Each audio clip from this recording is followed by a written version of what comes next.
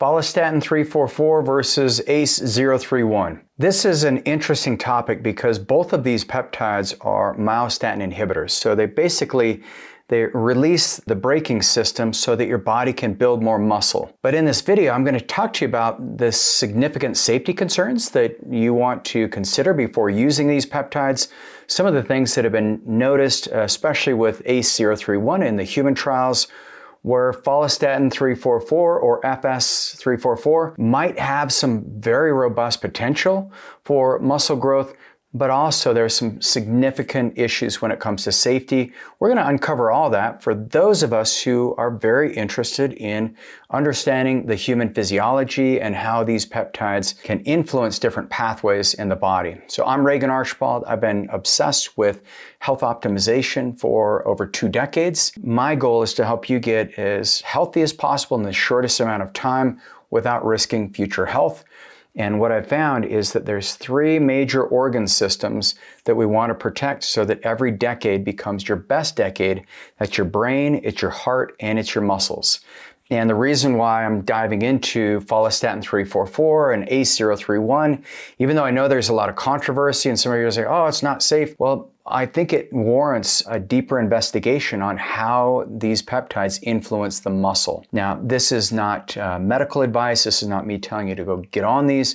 This is me simply sharing some education that I find fascinating. If you want to go deeper in your health and really find out where your body can find some conduits for energy, go to agelessfuture.com, set up an intro call with one of our health ascension specialists, and get with one of our medical providers who can help you look at your labs in a very unique way.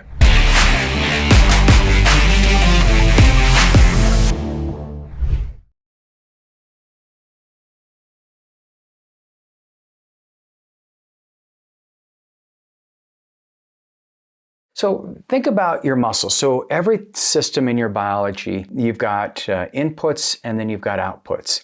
And there's a feedback loop that happens. One thing that we've learned is there's different genes that regulate these systems and these feedback loops. So genes get turned on at certain times of the day and then they get turned off.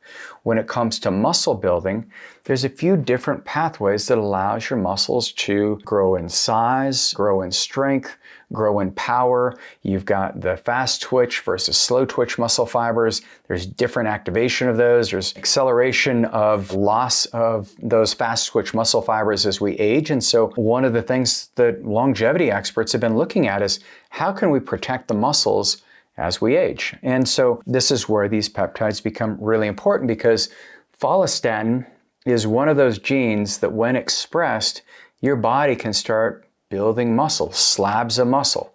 And bodybuilders, biohackers, people in performance space, they've looked at either how can we use peptides that are naturally occurring in the body, turn on the genes so that we can get better muscle expression. But then on the flip side, if follistatin's continually going, what is the downside? Because we need a gas pedal and a brake. You don't want to get in your car and say, well, this car drives really fast, but then there's no brakes, and that's where things start to unravel. So everything with this science, there's so many nuances because once you put a biological input into the body, there's a cascade of things that could go right, but also could go wrong. So the foundation of everything, making sure you've got your lifestyle dialed in. You can't out-peptide sedentary lifestyle, poor diet, too much stress, chemical exposures and infections.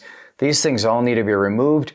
And then working on these nuanced pathways, can be a lever for you to get to that next step in your health journey. So let's talk about these peptides. So here's a preclinical study, and this is in mice models. So this is specifically related to the Follistatin-344. The difference in these is ACE-031 is working on more of a decoy receptor, whereas Follistatin-344, it's working directly on binding to that myostatin inhibition so that follistatin can be greater expressed. And so what they were looking at is, yes, it was peer reviewed, and this was published in the journal Skeletal Muscle, and once again, 2018.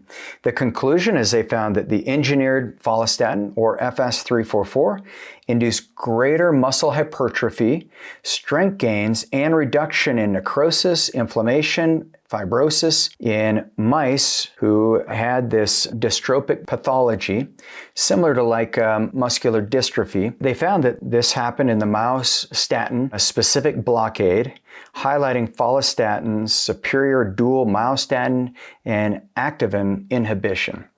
So they did fine. In mice anyways, it did help. But here's the thing is if you look at the braking system and the different levels, when you put the brakes on myostatin, then follistatin can express itself.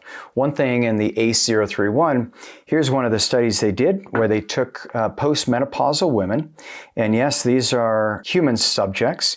And overall, there was 48 women in this cohort, and it was placebo-controlled, double-blinded, and these women got administration of ACE-031, which is another myostatin inhibitor. It basically serves as a decoy where myostatin now senses there's some stimulation over here, so it calms down the braking system on follistatin. And what they found in these women, they looked at DEXA scans, body composition, they looked at biometrics before and after. And the study was 29 days, not a long study. And ACE-031, because it has a long half-life, that half-life can be anywhere from 7 to 14 days. What they found is that weekly injections, they found that there was an increase in muscle mass. So these are women, postmenopausal women who had sarcopenia, where they had a loss of muscle mass and an increase of adiposity or fat tissue. And they looked at the thigh volume of muscle, and they found that there was a 9.1 reduction in adipose tissue breakdown. There was an increase by 5% of muscle mass in the thighs of these women. They also found that globally across the body composition, there was a 5% loss of total body fat with ACE-031.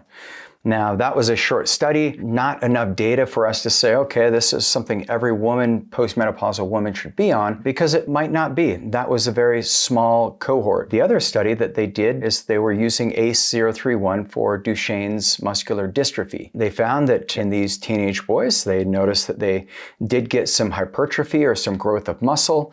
Their gaits did improve, but there were side effects because when you start working on this myostatin pathway, they found that they had this epistaxis, so they had nosebleeds, so they stopped the study. They also found that there was some incidences where they worried about long-term where it could start to affect the bones of the body. And so while they did find the results to be positive in the beginning, they couldn't justify the changes in the muscle, the hypertrophy, didn't justify the side effect clinically. Now, this is interesting because I think that this pathway could be very exciting, but what you see is now people are using gene therapy to actually work at more long-term expression of follistatin.